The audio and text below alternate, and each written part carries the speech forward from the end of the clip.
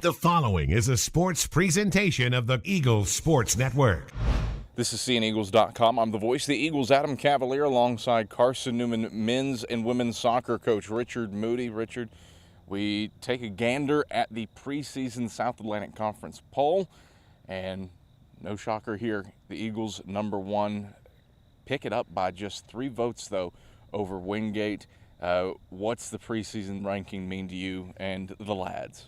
We play, I think, arguably in the toughest Division II conference in the country, and we've said that for years. I said it as a player, I said it as assistant coach, and I say it as a head coach now. I mean, we ended up 3rd in our conference last year, and then to be ranked 2nd in the country, or even just to go all the way through the national tournament like we did. I mean, it speaks highly of the competition that we have in the South Atlantic Conference. And you know, the preseason rankings don't mean anything, because I think even the difference between the top team, the 7th and 8th place team, there's hardly anything there. So, you know, we know what it's all about when we come into conference play, and we know that there's some great teams. And again, you know, we need to remember we finished 3rd in the conference last year, and so, you know, it's always great to earn that respect, I guess, from other teams. But at the same time, you know, we're realistic, and we know that it's a tough job to end up in 1st place. And when you win our conference, it's truly an achievement.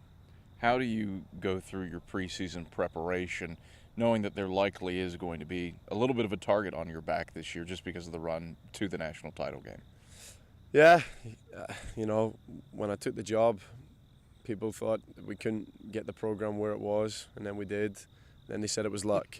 And so for us, it's just a case of we come out, we work hard, and we'll see where we end up. You know, I mean, we're working harder and harder every day. The attitude here at practice every morning has been fantastic. They're on their last day of preseason, and the girls are actually running behind us, but the boys will be out here in a minute. But they're working hard for each other, and they know what it's all about, and they know in the back of their minds that they want to just get back in the national tournament and experience what they did. And so, yeah, we're working hard enough to get us there, and we're working harder than what we did last year. But again, that doesn't mean that we'll end up in a national championship game. It was a bizarre season last year. I think it's fair to say that you both underachieved and overachieved all in the same year. Underachieved through the regular season, and then a remarkable run in come postseason tournament time. How much has that weighed on this team's mind through that preparation?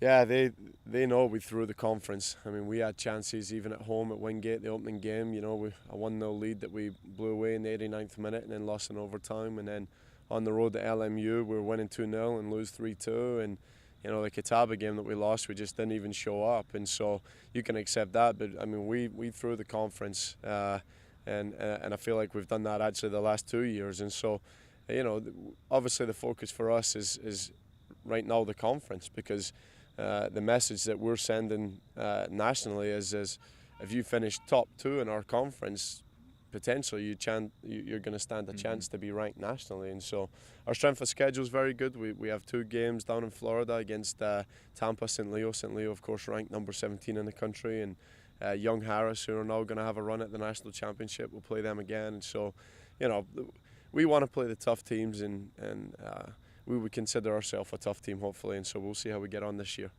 Take a look at the preseason all-conference teams. Not a lot of surprises there. Cinderello, Ross Frame both make the first team. Nico Noel, Hurik Pereira, and Duncan Foster are all second-team members. What about the nucleus that you guys have coming back? Yeah, we lost 4 there, right, to graduation, and so now with us coming back, we're pretty much the same team, and you know, we've lost some huge assets with Backy and Trejo, Bryce, and then of course Rumwald. But again, you know, we've worked hard with recruiting, and again, we're working hard in camp, and I think we've replaced those pieces of the puzzle, and then we've brought in additional pieces now as well. So I think we'll be even stronger than we were last year. But again, doesn't mean that you can have as much success as we did. And like you stated earlier, it was just such a bizarre season. But again, I wouldn't have said it was less than something we were capable of. So you look at that back line.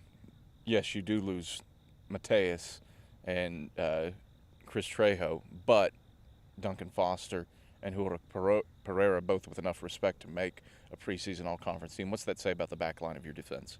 Yeah, and Hurrig wasn't even really a defender, nor was Duncan, and those were some last-minute adjustments for us. But those two boys, it just shows the attitude of our team, and our willingness to play and serve the team in such a way, where they're needed. And two fantastic young men, and arguably underrated as well. I think Hurrig Pereira was a class act last year, and same with Duncan Foster. Maybe didn't receive the accolades individually as they deserve, but if you ask them what they feel, they say that the best accolade they got was getting to play in a national championship. So, but yeah, we've got some big pieces of the puzzle to fill with Baki, and not just the level of his ability, but his leadership that he brings to this team. And 3 years ago, that young man looked me in the face and told me he wanted to write his own history. And when we were standing in a national championship, he was just standing there smiling. So, we've got plenty of those new kids here with us that want to write their own history, and they know what we're all about. So.